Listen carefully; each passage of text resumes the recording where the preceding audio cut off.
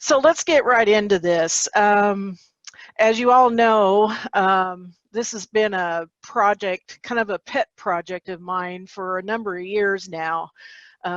We've had some rules in place in the last few years that we always kind of knew that these were kind of issues, but we just never really had the science to back it up.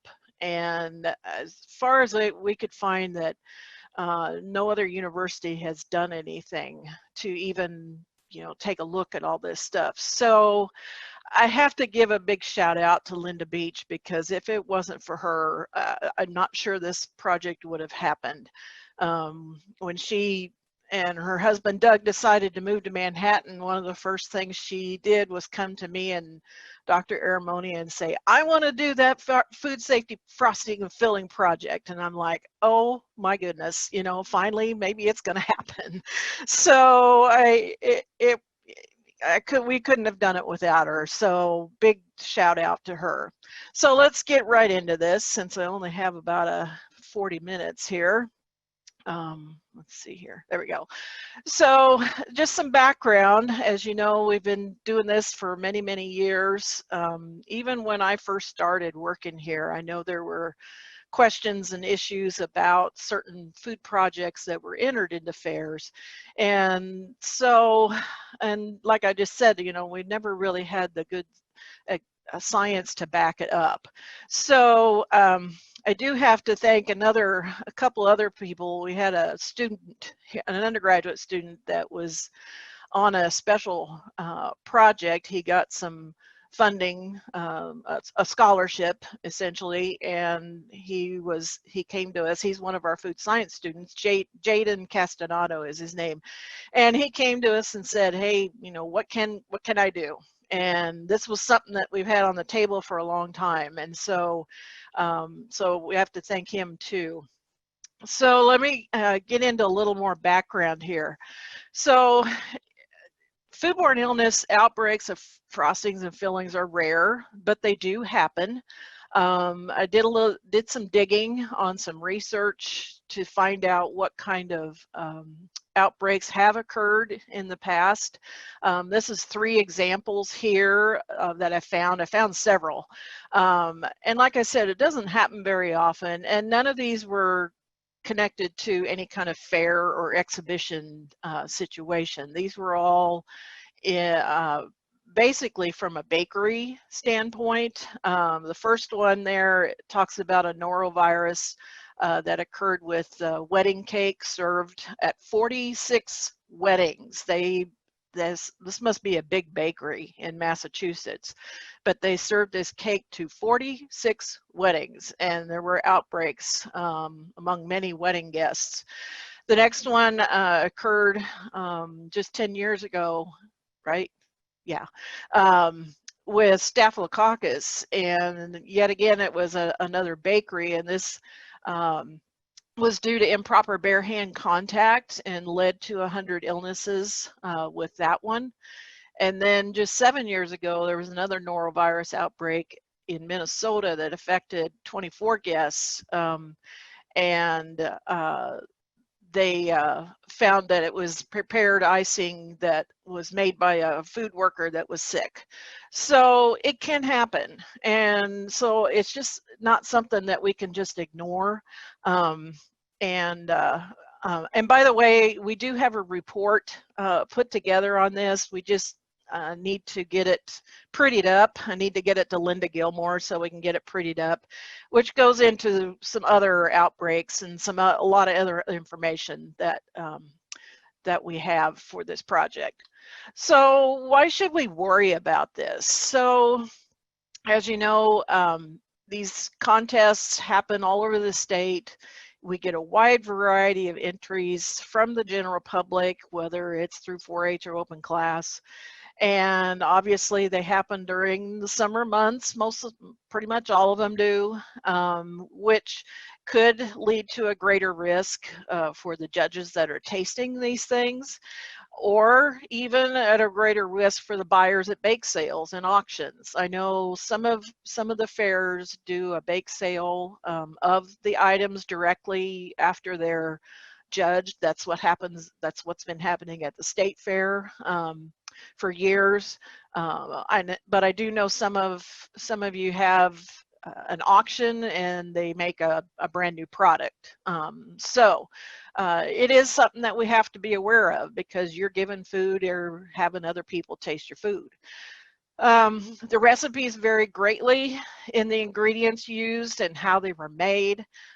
We've got multiple people handling the food, from the person who made it to handling it, getting into the package, getting it to the fair, then somebody accepting the entry, and then you've got somebody unwrapping the product, then you got the judge tasting it, and then it goes on from there.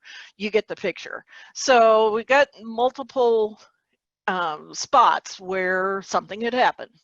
So the risks can vary, and it's great, and they vary greatly due to the ingredients such as dairy products and eggs. So the purpose of this study was to review some recipe formulations of frostings and fillings for safety. I sent out an email to y'all last year, I think it was, for requests of recipes that you've had questions about. But I also pulled some from a couple recipe books, Betty Crocker and Better Homes and Gardens in particular. So we had a total of 49 recipes. Some of these, we did some variations on them just to see if there would be any differences. And we did test them in duplicate just to get some replication and just to help strengthen the data that we were going to get. Again, thanks to Linda. She's the one that I sent all these recipes to her. She put together she sorted them all out and grouped them by similarities, put together the shopping lists. We did the shopping for her. And then she made these recipes at home in her home kitchen, and then brought them here to the lab, to the Kansas Value-Added Foods Lab. So that way, with her preparing them at home, it gives it a little more of that flavor, I guess you could say, of these being prepared in a home setting. She did make small quantities. She didn't actually make the full recipes of these, just to save on ingredients and cost. So we scaled down the recipes to, because we only needed just a small sample to do what we were going to do. So the picture at the right here gives you an idea of what the small sample actually was. And then she would bag it up in little Ziploc bags and bring them in here to the lab. So some things about food in general. And if you've taken any of my canning classes, you've heard this, that acidity is good, you know, because there's a lot of disease-causing bacteria that do not like to grow well in acidic environments. But there is the chance that molds and yeast could still grow. You've all probably seen the pH scale, which runs from 0 to 14. This area in between 4.6 and 7.5 is really ideal for bacteria to grow. In the canning world, we call this a low acid food. So lemon juice and other fruit juices will help lower the pH and in turn make it more acidic. Which will prevent a lot of, you know, disease-causing bacteria to grow.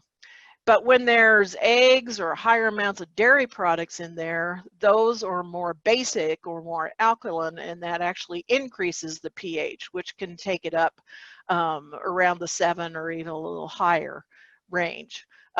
So this picture here, this is a pH meter, just an example of a pH meter. If you've never seen one, it's pretty simple. But expensive piece of equipment, pretty simple to use and gives results in seconds. So, so that just gives you an idea what that looks like. The less water, the better, the less moisture. I also talk about this, and when I talk about canning, with the water activity in foods. And the water activity is a measurement of the amount of moisture that's within that food system to allow bacteria to grow, or yeast and mold. So when it's called a high moisture food, which is essentially above 0.85, anything above that, that is fuel, good food for bacteria to use and grow. They like those high moisture, high moist environments. So the Food and Drug Administration has established that a water activity value of greater than 0.85 is an indicator of high-risk foods if the pH is not taken into consideration. And this is because of risk due to Staphylococcus. There are ways to lower the water activity. Sugar or salt is one of them. Drying a food product such as dehydration will also, obviously, that pulls the moisture out. Sugar in the context of this work is really the key in binding up moisture so that it makes it unavailable for bacteria to use.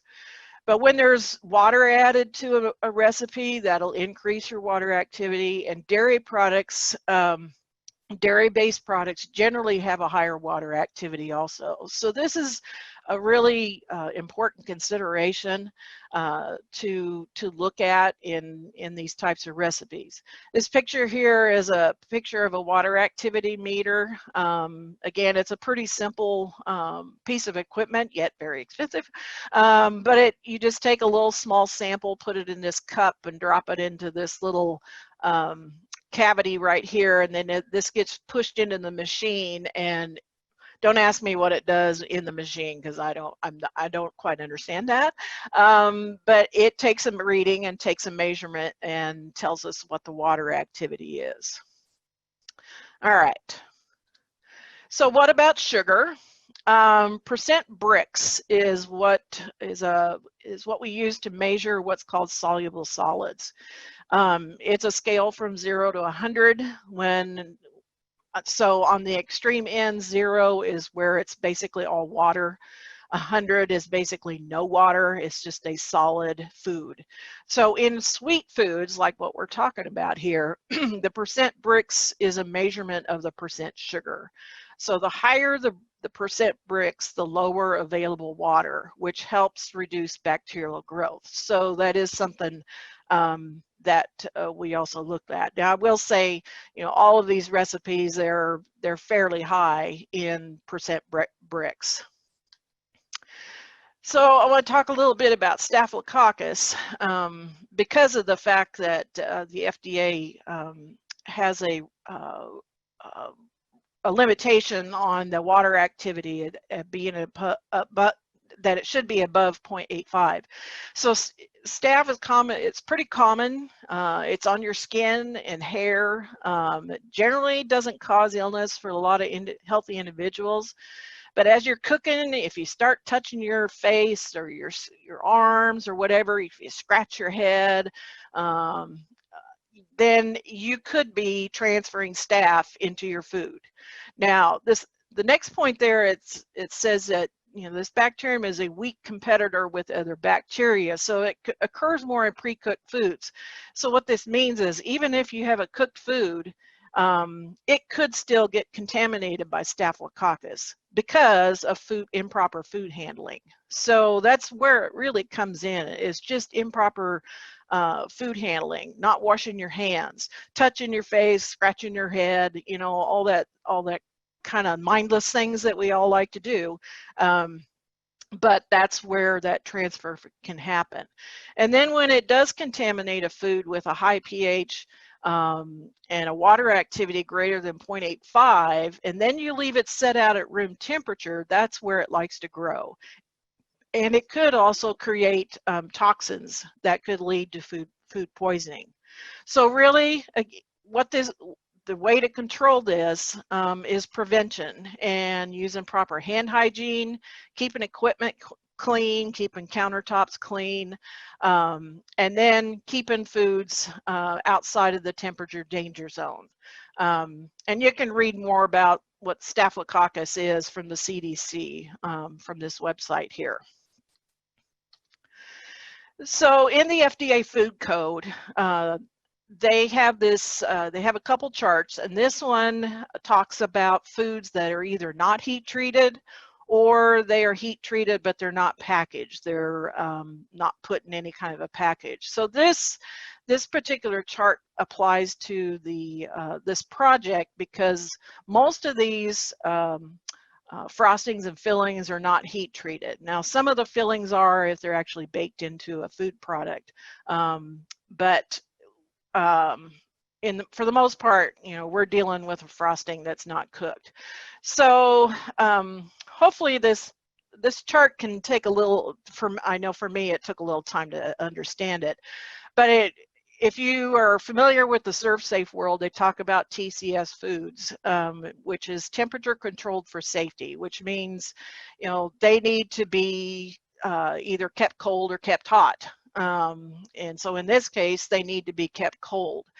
So in this chart, when it says it's a non-TCS food, that means that it does not require refrigeration. I hope that makes sense. Down here in this corner where it says PA, when these readings are above these water activity values and getting up in range on these pH, then these products really need to be tested for sure for safety, which means we need to check for bacterial contamination on this. So we use this chart as kind of a guideline in how we interpreted the results that we got. So I want to get into what we did. Now, this study, we did not seek to test every kind of frosting and filling that's out there. Now, we did 49 recipes, which was a pretty good range, I think. But I know that's not everything that's out there. Again, they were submitted by you or the recipes that I pulled out of Betty Crocker and Better Homes and Gardens, because you know, those are two pretty tried and true kind of the basis for all good cooking, I think. They've been around for years and years, and so I kind of consider them the kind of the standard. The formulations that we tested are used for information about the ingredients that are included, and these are not recipes that we're going to recommend to be followed. The ones that did fall into the non-TCS category, mainly because we were not able to do further validation studies on these to check for bacterial growth and contamination. We just didn't have the money, and then the pandemic hit. So that really kind of threw a wrench into a few things. So the other couple points on this, the changes in formulations, you know, when a recipe is not followed accurately, that can affect the outcome of the acidity, the water activity, and the bricks. And it could change the category that these recipes fall under. When they're right on the borderline, it could throw it off just that much. All right. So we did our 49 recipes. This is what we did. Linda was very good about making notes, and we've got all that documentation for quality, taste, and appearance. And I would tell you, and Linda can verify this too, that some of these recipes were not good as far as getting them made. The quality of them was really not good. So we did just to see if we could see any visible mold growth. We put the samples into our shelf life incubators, which is an accelerated shelf life testing. As far as I know, no visible mold growth was reported. So, but again, we did not do any microbial tests because of lack of money and lack of time to get that done, just to verify what or if something was growing in there. So I want to talk about the three categories that all these recipes fell into, just kind of give you an overview.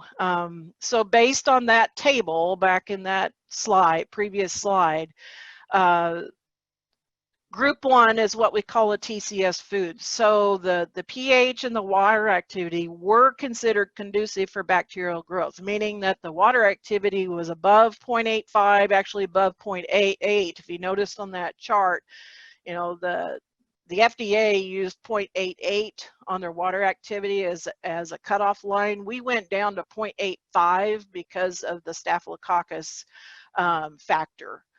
So the pH was fairly high, 4.5 to 6.2 was the range on these recipes that fell into this category. These would need further product assessment, and they do need to be refrigerated. So to give you kind of an idea of what types fell into this, chocolate ganache. This has come up at several fairs. I get calls about this every year. And so, yes, it is one that does need to be refrigerated. It has a high amount of heavy cream in it. Several cream cheese frostings. We tested several cream cheese frostings, and the ones that really fell into this were the ones that had a minimum of 8 ounces of cream cheese, which is a whole block. Linda wanted to put this one in here, the banana slices on top of banana bread. I've seen this one show up at a fair too. These banana slices, when you put these on top like this, it makes it a high moisture food. So that is something, I mean, who wants to eat moldy bananas? I mean, seriously. So red velvet cake frosting has a high amount of milk in it. So that one, those types fall into this. There was a Swiss meringue frosting, which had a high amount of egg whites in it. That fell into this. And then there was a filling, there was a couple fillings, but just to give you an example, this was a lemon cheese filled cake. This was the filling that had a whole block of cream cheese in it. So some of these were cooked, but still they require refrigeration. So I often hear people say, well, if we cook it, it's going to be safe. No, not necessarily. So this, you know, like if you've ever made red velvet cake frosting, that's one that's cooked, but still it's a very high moisture food. So it would still require refrigeration. The second category were the non-TCS foods per that table. So these, the pH and water activities were not considered conducive to bacterial growth. The range of water activities for the recipes that fell into this were from 0.7 to 0.84.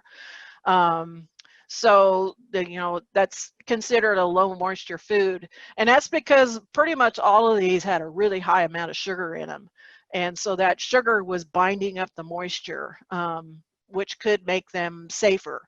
So that in general they're considered safe at room temperature, but we would still need to validate that with microbial testing just to verify that. So some examples of what fell into this, German chocolate cake frosting is one of them. It's got a pretty low water activity. This is one I've had on my okay list for a long time, so it's good to have verification on that one. Lemon bar filling, if you've had the lemon bar cookies, it's got that cookie layer on the bottom and then the lemon filling on top. It has a low pH and a low water activity. It's got a high amount of sugar in it. And this is not the same as lemon curd. I'll talk about lemon curd here in a little bit. There were a handful, just a few amount of cream cheese frostings that had a really high amount of sugar in them, which helped those. A basic cake decorator frosting that has high sugar, low liquid, and shortening in them. Was really good. And another simple buttercream frosting, high sugar, low liquid, and butter. Those were okay, but point is high sugar, low liquid. That's really the keys on this. Everybody has a definition on what a buttercream frosting is, and there's a wide variety, but they're not all the same. So in general, for this category, when I looked at all the recipes, they were all pretty high in sugar and all pretty low in liquid. So that helped them fall into this category. And then category 3, we had this is what we called non-TCS with conditions. And this is because the water activities fell between 0.85 and 0.94, which runs right over, right over that 0.88 that the FDA has in their table, and just right on the borderline of that, 0.85. So the pH values were between 3.2 and 5.9. These were still questionable because they have a higher potential for Staphylococcus growth. So again, any slight variations to these recipes, if ingredients are not measured accurately, it can change it and move it into yet another category. But again, we didn't do the validation studies on this, and unfortunately that just didn't happen on it. But at least we've got this data to share with you today. So some examples of this third category, the lemon curd. As I mentioned, this is not the same thing as lemon bar topping. It's got a low pH, but it's got a very high water activity. It was around 0.91, I think, 92, if I remember right. There was another type of ganache. This one was called a chocolate brownie cake ganache. It had a high amount of whipping cream in it. The next one is what was called a basic buttercream frosting, but that water activity was right there on that point. It was 0.86. Even though that little hundredth of a point can make a big difference. And so like I said earlier, any change in measurement can drop it or make it even higher. So and then there was a basic sugar glaze. This one was pretty runny because it had a low amount of sugar in it, so it was very high moisture because it was it ran quite a bit. It's one of those that you would just drizzle over a cake. So what does this all mean for us? Well, if you had your hopes up I was going to change my mind on what I will allow or what I won't allow, sorry, I'm not. So we will continue to not allow raw eggs or raw flour in any kind of uncooked frosting or fillings. Because of the wide range of cream cheese frostings that are out there, we can't test everything that, please don't send me recipes and expect me to test all those. That's not going to happen. So cream cheese frosting or filling, chocolate ganache, heavy cream frosting, and lemon curd. I'm still going to put those on the not allow list. Other things that I've also got on that list, we did not test any of these, but just as a reminder, fresh cut fruit or berries or vegetables as garnishes, the pies, the cream custards and chiffon pies, fresh fruit pie, fresh unbaked fruit pie like a fresh strawberry pie, no meat products, no alcohol, and a friendship bread starter that's not refrigerated. So this is really complex. There's more to it than what I even just shared, and because we just don't, further study is going to have to be done at some point. I don't know when that's going to happen because things in the food science world here have been altered. So it's complex. So what Dr. Aramoni suggested as a way to review recipes to see if they would be stable at room temperature, his recommendation was they have to have a minimum of 65% by weight sugar. So I'm going to show you some examples and hopefully this will make sense. Just a couple notes. If any of the recipes have corn syrup in them, corn syrup is only 70% sugar and the rest is water. So you have to calculate that in there. And this does not factor in sugars that are natural in foods, like bananas have sugar in them, or sugars that are already an ingredient that you're using, like, for example, sweetened coconut or chocolate chips that have sugar in them. This does not factor into that. This is only measuring the actual amount of sugar added to it that is in a recipe. So the easiest way to do this is to take a recipe and convert the household measurements, like your 1 cup, half cup, whatever it is, into grams. The easiest way to do that is measure it out, use a metric scale, a kitchen scale, if you have one of those. There's a lot of those out there. You could do an internet search for that ingredient and amount and ask it to convert it to grams. And there's also some online recipe calculators that could do that. These are just some examples of some that I found. These calculators don't have every ingredient in them, so you would have to use several. This takes a little work, but it's a good math project for a 4-H'er, right? You know, it gets them to gets them to think about using their math skills for this. So let me show you 4 examples, and these are recipes that we tested. This was a banana frosting. As you can see, it has a banana, a little bit of lemon juice, some butter, 3½ cups of powdered sugar. So when this is all converted into grams, which is what this is here, the total weight of that is 614½ grams.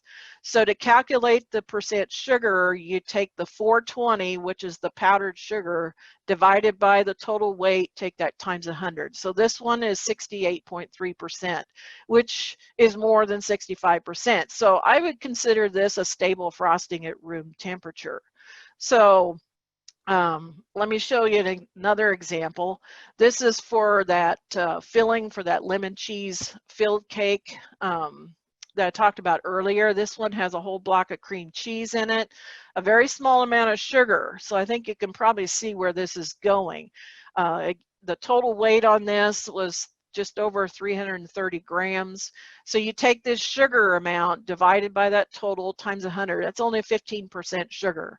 So this one would not be stable at room temperature because it's got a whole block of cream cheese in there.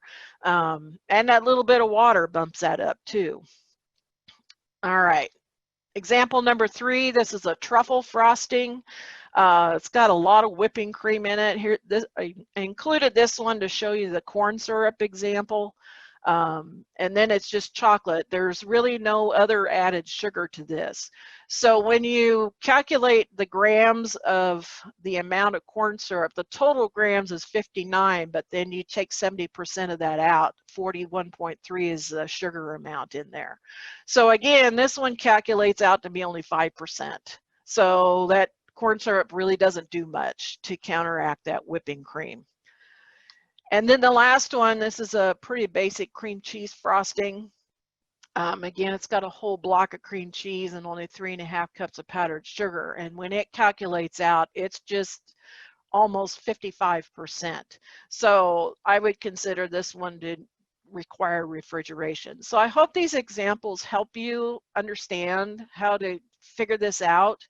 Again, I think this would be a great way for everyone to use their math skills. That's what we learn in school, and it's a pretty simple, percentage calculation to calculate out.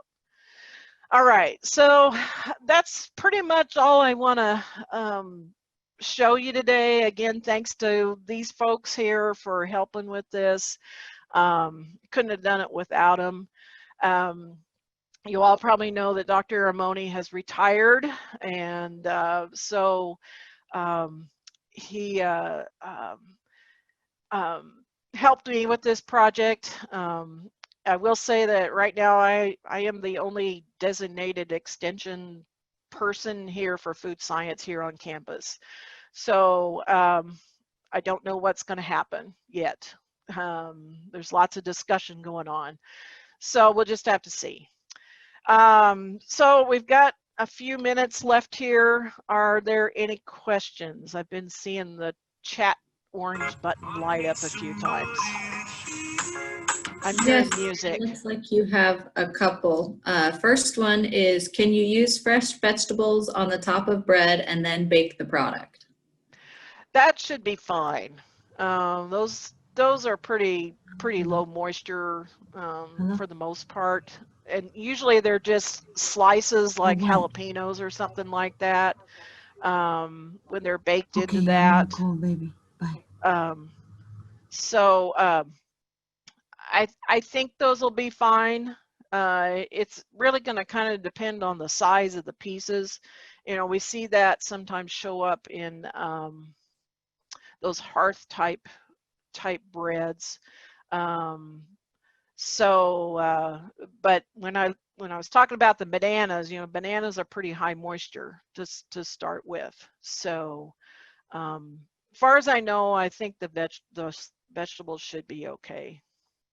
It's the fresh ones that could be a problem. Thank you. And then a couple of questions on cherries. Clarification of whether pie or fresh cherries, but not frozen ones, are acceptable. And then maraschino cherries on top of a product. Well, we didn't test maraschino cherries by themselves, so I just don't know about those. You know, a cherry pie itself is fine, whether it's made from fresh cherries or frozen cherries. I don't have a problem because it's a baked cherry pie. Baked fruit pies in general are fine. It's the fresh fruit pies, like a fresh strawberry pie. Those require refrigeration, and also because those typically are made with Jell-O. Jell-O needs to be refrigerated, so in order for it to hold together.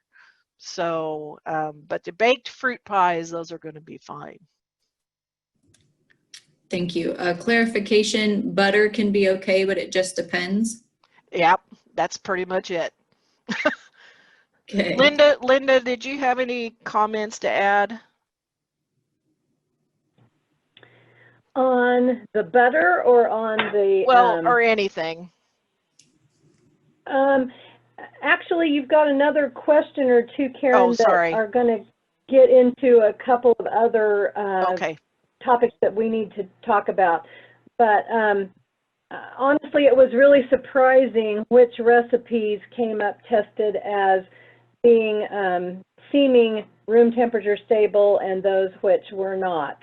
So it's very complex, like Karen said, not an easy thing to just say everything falls in one category or everything falls outside that category. Yeah. All right, let's go back to the questions. I'm sorry. Question on whether the publication will include some safe recipe examples. I'm going to go back to my slide that says well, let me just go back to it here. Where is it? One more. Whoops. Where is it? Sorry. It's this one, I think. There it is. So these formulations are for information only, and these will not be recipes that we're going to hand out for everyone to follow. And it's because we only just did the pH and water activity and the Brix check on it. We did not do any validation studies, and Dr. Aramoni was pretty adamant about not handing out any of these to be used as recipes to follow. So I have to respect that. So sorry.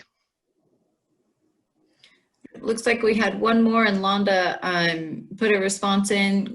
Cream cheese can be used as long as it's not too much or not at all. And Londa said it's the proportion of the sugar and acid to the butter or cream cheese that matters. So it depends on how much sugar and acid there is compared to butter or cream cheese. So that's right.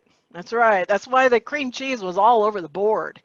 You know, it fell into every category, every one of those categories. So that's why we're going to leave it on the no list.